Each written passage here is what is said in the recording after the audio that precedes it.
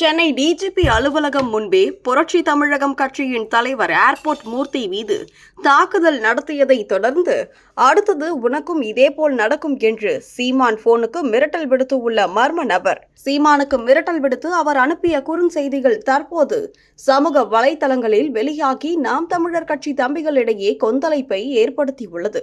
இது ஒரு புறம் இருக்க, இதுபோல் கொலை மிரட்டல் வந்திருப்பதை சீமான் ஒரு பொருட்டாக கூட மதிக்கவில்லையாம். நேற்று ஏர்போர்ட் மூர்த்திக்கு நடந்த சம்பவத்தில் கூட அதிகமாக அடி வாங்கியது விடுதலை சிறுத்தைகள் கட்சியை சார்ந்த நபர்களுக்குத்தான்.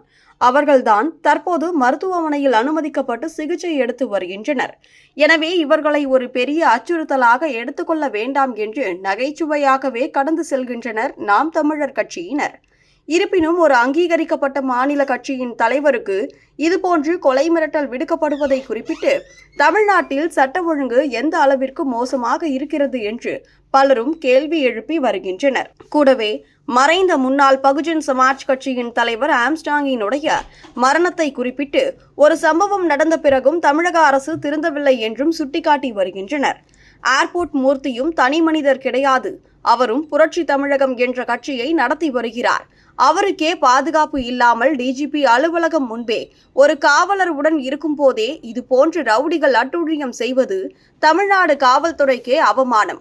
மேலும் ஏர்போர்ட் மூர்த்தியை தாக்கிவிட்டு நம்பர் பிளேட் இல்லாத ஸ்கூட்டி ஒன்றில் தப்பி செல்லும் வீடியோவும் பதிவாகியுள்ளது. இதை குறிப்பிட்டுதான் தமிழ்நாடு காவல்துறைக்கு தெரியாமல் இந்த சம்பவம் நடக்கவில்லை, மாறாக திட்டமிட்டுதான் இதுபோல் செய்திருக்கிறார்கள் என ஏர்போர்ட் மூர்த்தி குற்றம் சாட்டுகிறார். இதேபோல்தான் நாம் தமிழர் கட்சி தலைமை ஒருங்கிணைப்பாளர் சீமானையும் தாக்க வேண்டும் என ஒரு கும்பல் திட்டம் தீட்டி வருகிறது.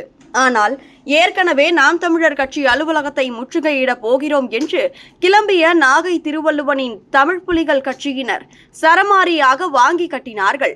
அதேபோல் சீமானின் வீட்டை முற்றுகையிட போகிறோம் என்று சென்ற திருமுருகன் காந்தி கும்பலிலும் வீட்டின் அருகில் கூட செல்ல முடியவில்லை. எனவே ஏர்போர்ட் மூர்த்தியை தாக்கியது போல் சீமானிடம் சென்றால் எதிர்த்தரப்பினருக்கு பாதிப்பு இதைவிட மோசமாக இருக்கும் என்று நாம் தமிழர் தம்பிகள் எச்சரித்து வருகின்றனர். மேலும் இது போன்ற சம்பவத்தில் விடுதலை சிறுத்தைகள் கட்சியினர் தொடர்ச்சியாக ஈடுபட்டால் அதன் தலைவர் திருமாவளவனின் இதே போன்ற ஆபத்தை சந்திக்க நேரிடும் எனவும் சுட்டிக்காட்டுகின்றனர். திருமாவும் சுற்றி ஆட்கள் இல்லாமல் தனியாக பல இடங்களுக்கு சென்று வருகிறார் எனவும் அது தனக்கு தெரியும் எனவும் வெளிப்படையாக ஏர்போர்ட் மூர்த்தி அவர்கள் பத்திரிகையாளர் சந்திப்பில் கூறுகிறார். கருத்தியல் ரீதியாக மோத வேண்டிய அரசியல் களத்தில் இதுபோன்று கீழ்த்தரமாக கூலிப்படையை போல் இயங்குவது விசிகாவிற்கும் ஆபத்தாக மாறும் என்கின்றனர் அரசியல் விமர்சகர்கள்.